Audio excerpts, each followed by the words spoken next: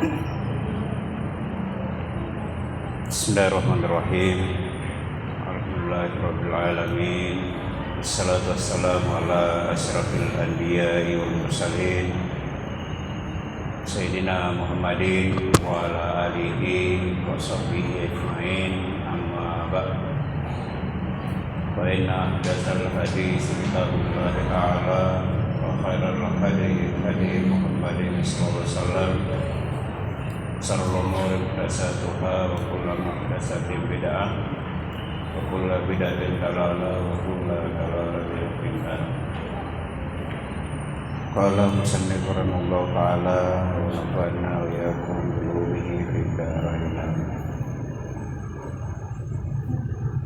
Pengajian kita melalui kitab Mukhtarul Ahadits, buka halaman 86.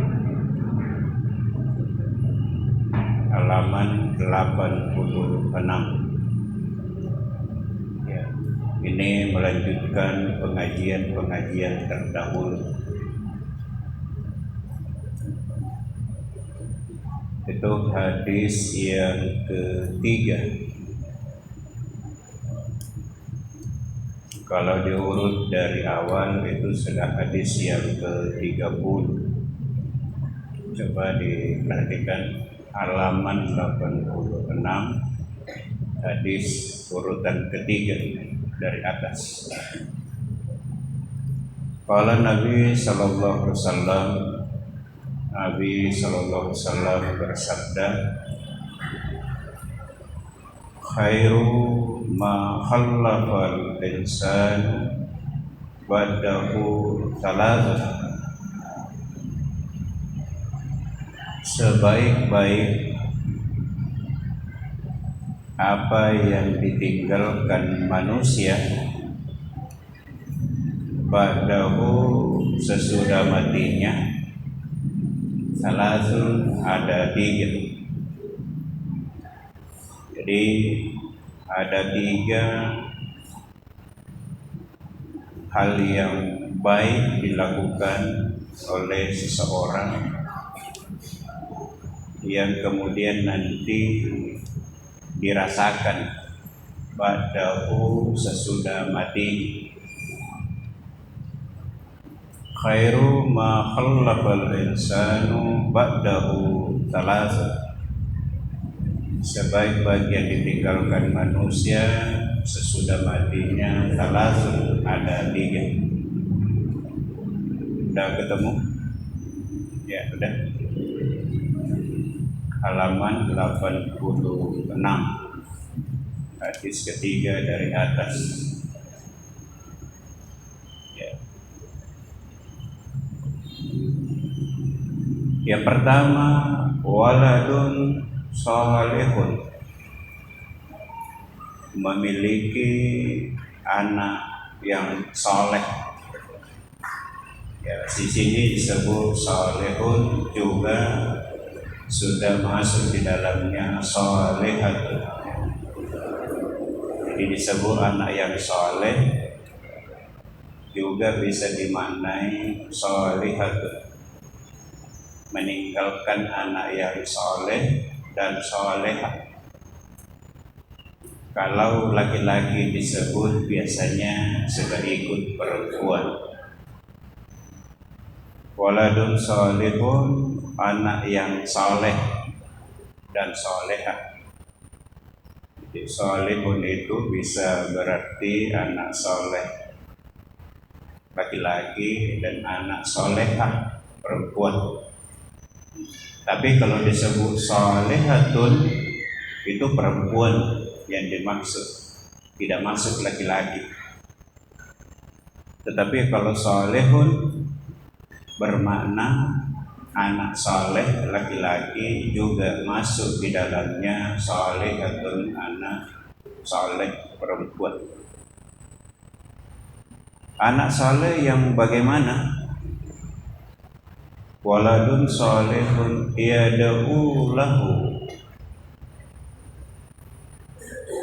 meninggalkan anak yang soleh, memiliki anak yang soleh, yang soleha, yad'u lahu, yang mendoakannya. Saya kira hadis ini sudah jelas, karena sebelumnya disebut ba'dahu, sesudah matinya. Jadi sebaik-baik yang ditinggalkan manusia ba'dahu, sesudah matinya, ada 3. Waladun salihun yad'u lahu, meninggalkan anak yang soleh yang mendoakannya. Ini berarti bahwa apabila seseorang sudah meninggal, maka yang diharapkan adalah doa dari anak-anaknya yang soleh dan soleh. Jadi bukan berarti sudah putus hubungan. Tidak, hadis ini memperjelas bahwa apabila seseorang sudah meninggal, yang diharapkan adalah doa dari anak-anak. Dahulu ketika ibunya meninggal, menangis. Ketika bapaknya wafat, menangis. Tapi tidak pernah didoakan, dia tidak pernah mendoakan ibunya, tidak pernah mendoakan bapaknya. Apa doanya kalau bapak sudah meninggal? Allahumma ighfir lahu wa afihi wa'fu anhu.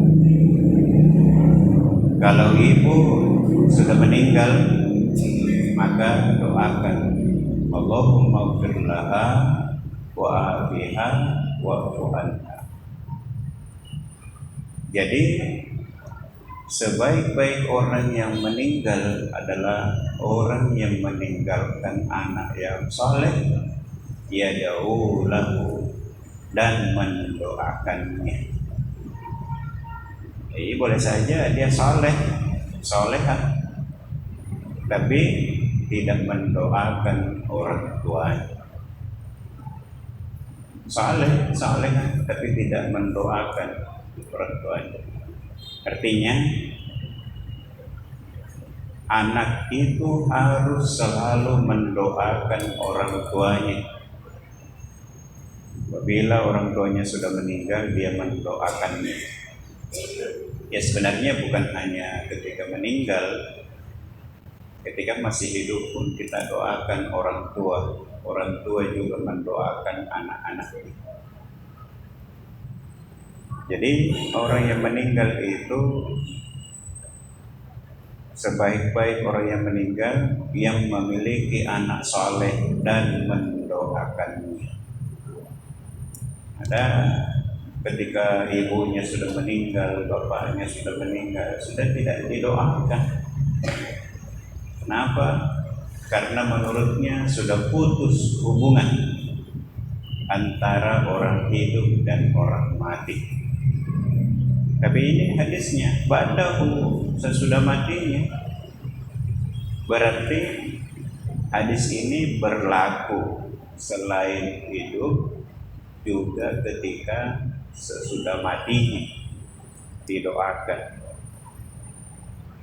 Ya. Jadi biasa ada acara haul. Apa itu? Memperingati hari wafatnya. Itu ada khatam Al-Quran, apalagi mendoakan secara berjamaah, mengirimkan Fatihah, salawat, ayat Al-Quran yang pahalanya diniatkan untuk almarhum, almarhumah. Jadi haul itu biasanya dilakukan oleh para santri untuk kiainya, untuk anggota yang sudah wafat. Yang kedua, wasadaqatun tajri,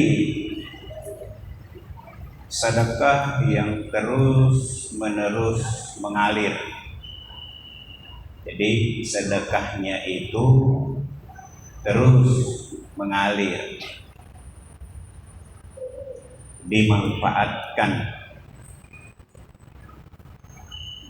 Yablughu ujruha ajruha, yablughu ajruha, yang pahalanya sampai kepadanya. Ini biasanya sedekah sesuatu yang bermanfaat. Ada orang kaya sedekah lampu,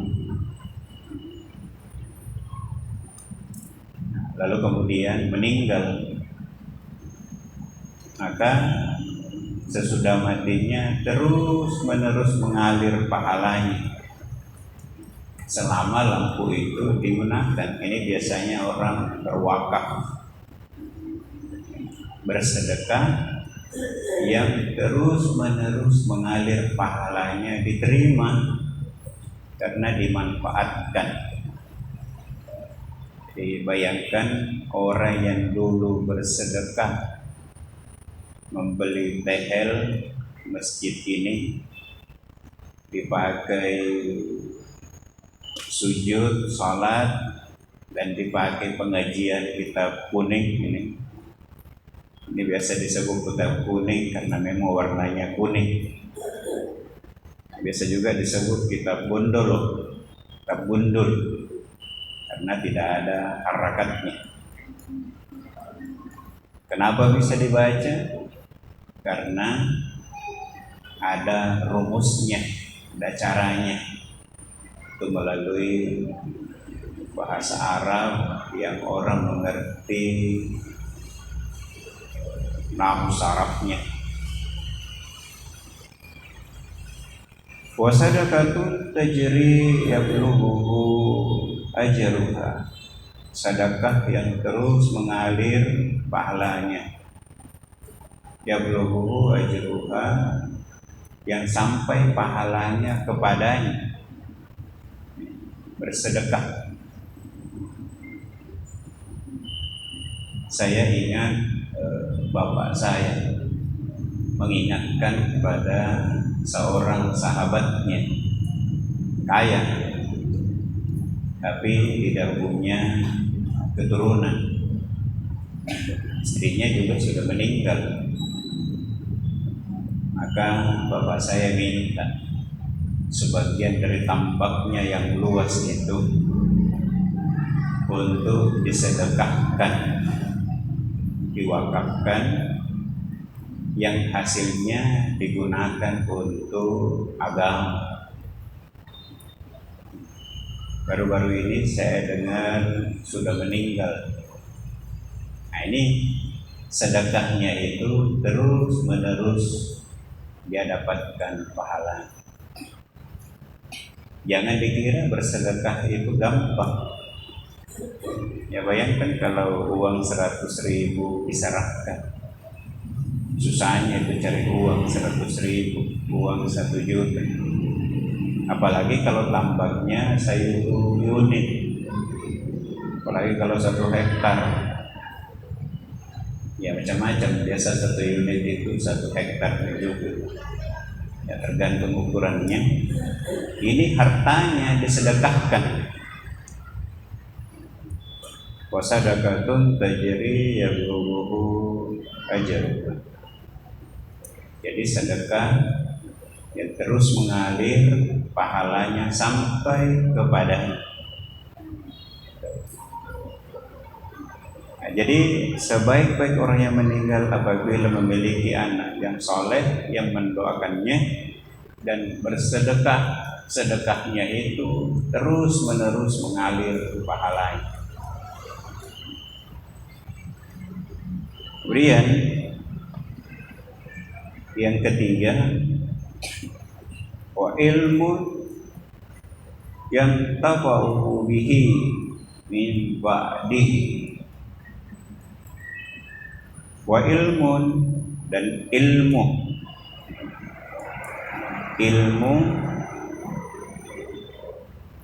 yantafa'u bihi, yang bermanfaat, ilmunya yang bermanfaat, yang digunakan, yang diajarkan. Pengajian yang lalu kita sampaikan bahwa kitab ini diajarkan dari ulama, lalu kemudian diijazahkan untuk diajarkan. Maka kita sekarang yang membaca kitab ini akan terus mengalir pahalanya kepada guru kita yang silsilahnya sampai kepada kita. Jadi Anda para santri mempelajari kitab ini dari saya. Kebetulan saya yang dipercayakan membawa pengajian kitab Muhtarul Hadis ini. Di mana saya belajar kitab ini, kitab Muhtarul Hadis ini, saya belajar langsung kepada Andri Guru Ta'ala Kiai Haji Muhammad Haris, pendiri pesantren anak, dan di masjid ini juga. Dulu di sini saya selalu duduk, kadang-kadang di sini, kadang-kadang di sini.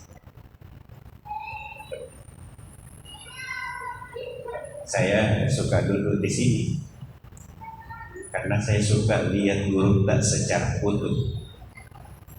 Karena guru tak itu sangat rapi pakaiannya, sompornya, rambutnya panjang sedikit ya. Kemudian sarungnya, kalau dari samping dilihat utuh, atau biasa dari depan, dari sini. Ini masjid tidak berubah. Ini juga tiangnya, ini juga luas nih, di tempat ini. Itu dari tahun 92 atau sampai tahun 99, berapa tahun, masuk mungkin 7 tahun itu di masjid ini. Lalu di mana guru tak mempelajari kitab ini dari guru, bahkan mendapatkan ijazah diantaranya dari Andri Guru Kiai Haji Rabi Sulaiman. Maka ketika kita mempelajari kitab ini, hadis ini, apalagi diamalkan, diajarkan dan diamalkan, maka ulama yang mengajarkan kitab ini kemudian mendapatkan pahala sekalipun sudah lama wafat. Jadi tidak terputus pahalanya.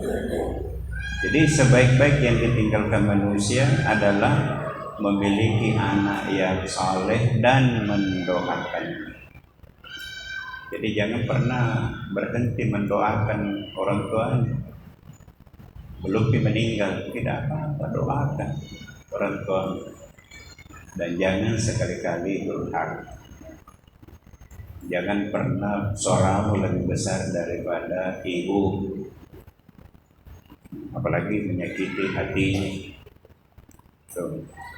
Jadi siapa santri yang kasih sakit hatinya ibunya tadi, pergi di masjid, susah itu menerima ilmu, susah mendapatkan berkah karena tertutupi akibat sakit hatinya ibu misalnya.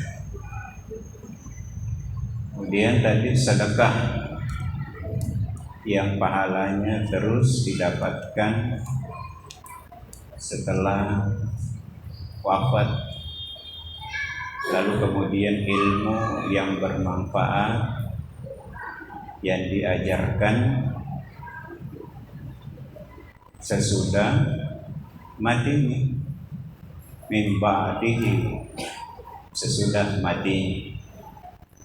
Jadi inilah hadis yang mengajarkan kepada kita bagaimana seseorang setelah meninggal senantiasa mendapatkan aliran pahala dari kebaikan-kebaikan yang dilakukan. Kemudian hadis berikutnya, khairu ma'utiyal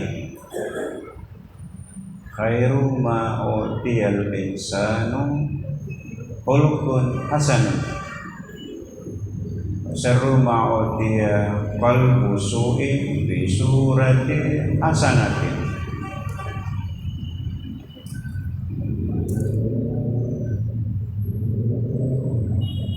Khairu ma'utiya, sebaik-baik yang dimiliki. Khairu ma'utiyal insan, sebaik-baik yang dimiliki manusia. Khulqun hasanun, akhlak yang baik.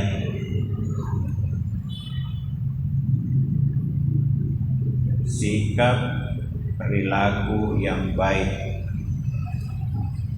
Khairu ma'utiyal insanu khuluqun hasanun, sebaik-baik yang dimiliki seseorang adalah akhlak yang baik. Apa contohnya akhlak yang baik? Ya, ketika dia berbicara bahasanya sopan, berbicara sopan kepada siapapun, apalagi orang yang lebih besar dari diri, lebih tua dari diri, sopan. Itu baik dilihat itu kalau anak-anak bicaranya sopan. Sopan bukan hanya dari kata-katanya, tapi dari sikapnya. Udah bicara sambil jalan, itu tidak sopan. Itu bukan khuluqun hasan. Apalagi makan sambil cerita, itu bukan. Itu nah, santai makan lalu kemudian cerita, ketawa tuh nih penuh mulutnya. Nah, itu bukan sikap yang baik, bukan akhlak santri. Apalagi berteriak-teriak, tidak sopan itu anak santri, apalagi santriwati berteriak lalu kemudian lari, nampak roknya lari. Kalau makan sambil jalan ada juga, ada pegang apa itu bakso tusuk, ada pawang, ada donat, pegang makan cerita. Itu bukan bagian dari khuluqul hasanah. Jadi anak santri harus memiliki akhlak yang baik dari ucapan maupun perilaku. Itu kalau ditanya ranking berapa Ki? Itu persoalan kedua itu. Yang pertama lihat orang itu apa? Pakaian. Ada orang, kau tidak kenal saya kah? Saya tidak kenal. Oh saya ini pejabat, masa kau tidak tahu saya? Iya, masa pejabat begitu penampilannya. Jadi cara berpakaiannya tidak menunjukkan dia seperti pejabat. Jangan dikira semua orang kenal. Jadi perbaiki pakaian, penampilan. Saya beri contoh. Andre Gurutta Ki Haji Muhammad Yunus Marakan itu kalau kita lihat fotonya sangat karismatik. Dari mana dilihat keilmuannya? bahwa beliau ulama besar, orang yang baik, baru dilihat dari cara berpakaian. Coba adik-adik santri sekarang mudah mendapatkannya. Bagaimana penampilannya guru sekarang mudah mencarinya. Bagaimana ceramahnya, cara bicaranya mudah mencari. Bahkan mukaddimah kita baca tadi di awal pengajian itu juga mukaddimahnya Guru Kiai Haji Muhammad Yunus Maratan yang kemudian diikuti oleh muridnya Guru Kiai Haji Muhammad Haris.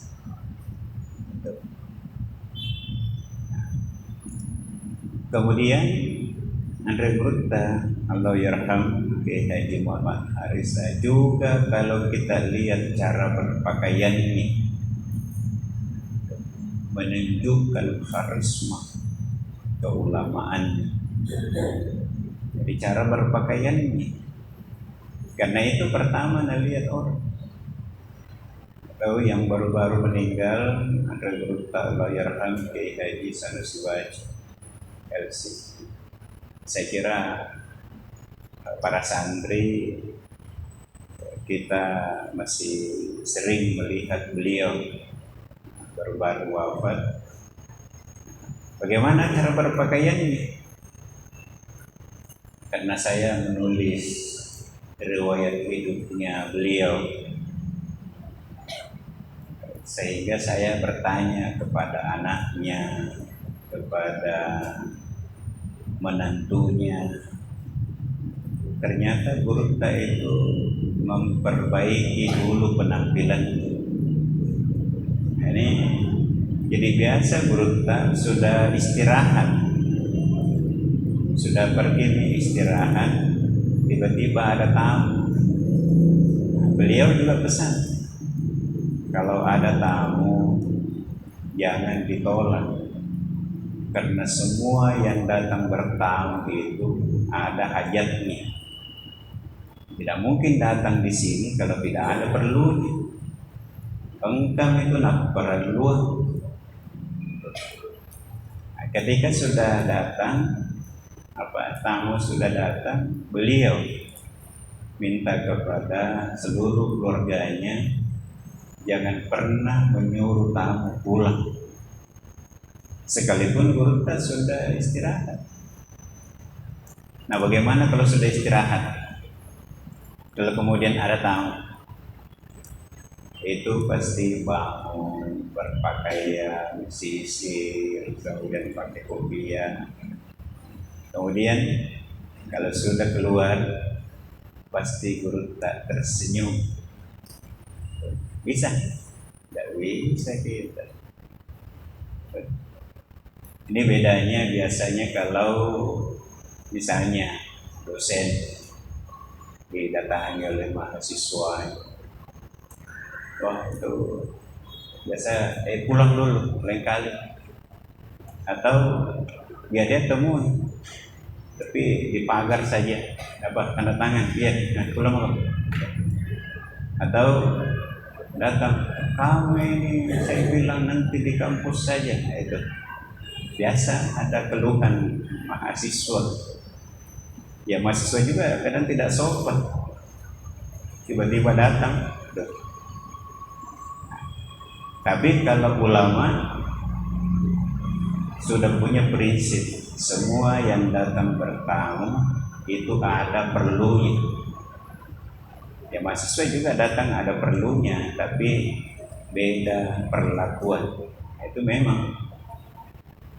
Kalau ulama sudah istirahat, ada tamu sebagai khadimul ummah, pelayan umat, maka sekalipun sakit, selama masih bisa bangun. Saya masih ingat Guru pakai kursi roda, biar bangun, pasang bajunya, dipasangkan baju untuk menerima tamu. Itu akhlak. Nah, khairu u'tiyal insanu khuluqun hasanun. Sebaik-baik yang dimiliki seseorang adalah akhlak yang baik. mulai pakaian. Yang membedakan santri dan santriwati dengan anak-anak seusia Anda, apa itu? Pakaian. Ini kan semua pakai sarung. Kita ini pengajian tidak dibolehkan mengikuti pengajian dengan pakai celana panjang. Bukan pakaiannya anak mengaji. Pakaian untuk madrasah itu di sekolah. Karena kita mau pakai bangku. Kalau pengajian duduk bersila. Kenapa duduk bersila? Duduk bersila itu lahir barakah. Ini kan kita memangku kita dengan penuh kesantunan, dan itu adalah hadis-hadis Nabi. Semua isinya kitab ini adalah perkataannya Rasulullah SAW. Lalu kita muliakan. Lalu pakai baju santri, pakai songkok, kopiah. Itu sudah orang melihat bahwa ini anak akhlaknya baik. Di mana dilihat? Cara berpakaian. Nah, nanti disesuaikan perilakunya. Makanya anak santri jangan taruh kitabnya di sadel motor. Tidak boleh, ini hadis. Mau praktis, taruh di sadel motor. Atau taruh di belakang. Ini harus dimuliakan. Kalau perlu cara membawanya kitab di sini, didekatkan di dada, di hati. Jadi perbaiki pakaian, perilaku, ucapan, itu masuk khuluqul hasanah. Sebaliknya, kata Nabi mengatakan, wasarru ma'utiyah, sebaik-baik yang dimiliki yaitu qalbu su'i, hati yang hati yang jelek, yang dalamnya jelek. Utiya qalbu su'i fi suratin hasanah, yaitu hati yang di dalamnya jelek, tetapi suratin hasanatin, baik di luarnya. Nah, ini masuk kategori munafik. Baik kata-katanya, baik di luar, baik, tapi di dalamnya qalbun su'i, hatinya busuk, hatinya jelek di dalam. Jadi kalau ada yang memuji, wah kau memang anak yang hebat, atau mengatakan luar biasa, sekarang sudah berhasil, ini sudah jadi sarjana, sudah kerja mungkin juga, luar biasa. Nah, kelihatannya baik. Apalagi mengatakan bahwa rumah ini sudah bagus sekali. Nah, kelihatannya kita senang, dia memuji saya atas prestasi saya, atas rumah saya, kendaraan saya, ya segala yang kita miliki dipuji. Tapi itu hanya di luarnya, tapi di dalamnya jelek. Ini juga biasa mudah diidentifikasi, mudah ditandai. Kalau ketemu 2-3 orang, langsung dia mengatakan, cerita ini begini, itu begitu. Masa tiba-tiba dia sarjana, pasti ada kaji di dosennya, pasti itu skripsinya dibikinkan. Atau masa dia ranking 1, bisa-bisanya dia ranking 1 ya. Tapi ketika bertemu, selamat sahabatku, kau memang rajin, cerdas, layak untuk ranking 1. Itu di mulutnya, tapi hatinya, di dalamnya qalbun su, hatinya jelek, di dalam hatinya jelek, tapi suratun fi suratin hasanah, tetapi di luarnya baik. Apa kata Nabi? Wa syarru ma'utiyakal su fi suratin hasanah. Seburuk-buruk orang apabila di dalam hatinya jelek tetapi di luarnya baik, itu munafik. Jadi ini hindari. Lebih baik kita diam saja, dalam hati doakan, alhamdulillah saudaraku ini dulu kelihatannya miskin, tapi alhamdulillah sekarang sudah kaya. Dulu sahabatku ini tidak pintar, sekarang sudah sarjana, alhamdulillah. Tapi tidak pernah dia ucapkan. Itu bagus sekali itu kalau kita mendoakan orang kebaikan-kebaikan sekalipun dia tidak tahu. Ini akhlak santri itu adalah mendoakan orang kebaikan-kebaikan, sementara yang didoakan itu tidak tahu kalau dia didoakan oleh orang lain. Ini usahakan, apakah orang itu baik sama kita, jelek sama kita, ya terserah urusannya dia dengan Allah. Tapi kita selalu doakan. Tapi kalau masih ikut menceritakan, masa nanti pakai si begini, juga tidak tahu apa salahku, tidak ada kurasa salahku sama dia, baikku mau selama ini, kenapa nak kasih begitu kan? Oh, berarti Anda sebenarnya berbuat baik masih butuh balasan. Jadi kalau nak cerita ke orang, sanggup enggak untuk tidak memasukkan di hati? Bagaimana tandanya tidak masuk di hati? Tidak nak cerita. Ya kita tahu, nak cerita gitu kemarin. Oh iya, masa jelek sekali ke dalam pandangan dia. Biar boleh jadi saya lebih buruk lagi dibanding apa yang dia tahu. Itu sudah. Mudah-mudahan saya bisa memperbaiki diri. Itu nasihat itu. Biasanya guru mengatakan, kenapa kamu marah kalau nak cerita ke orang sementara itu tidak benar? Kenapa marah? Nah, tidak benar.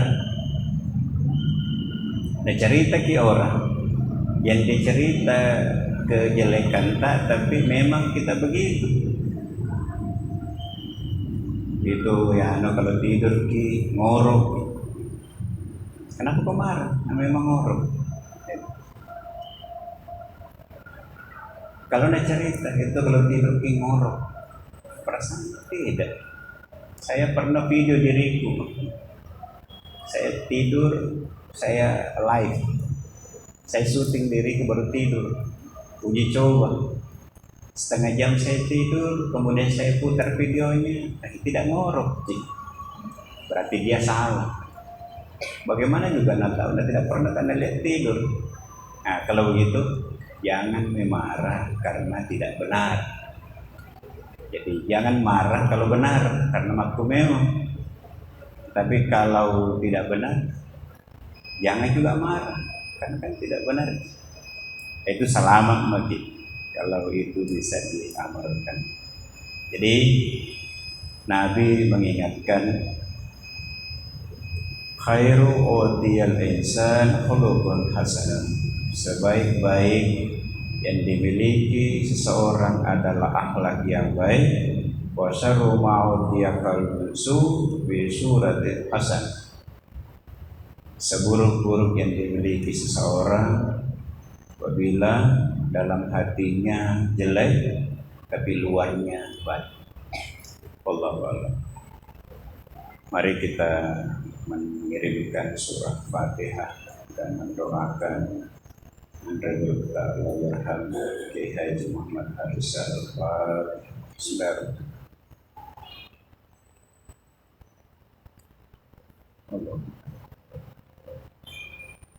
اللهم اجعلنا شكورا واجعلنا صابرا وتابعين سجنا خير مستقيما اللهم اعطنا بالعلم سيدة الوفي ربنا اتنا في الدنيا حسنة وفي الآخرة صلى الله عليه وسلم. Assalamualaikum warahmatullahi wabarakatuh.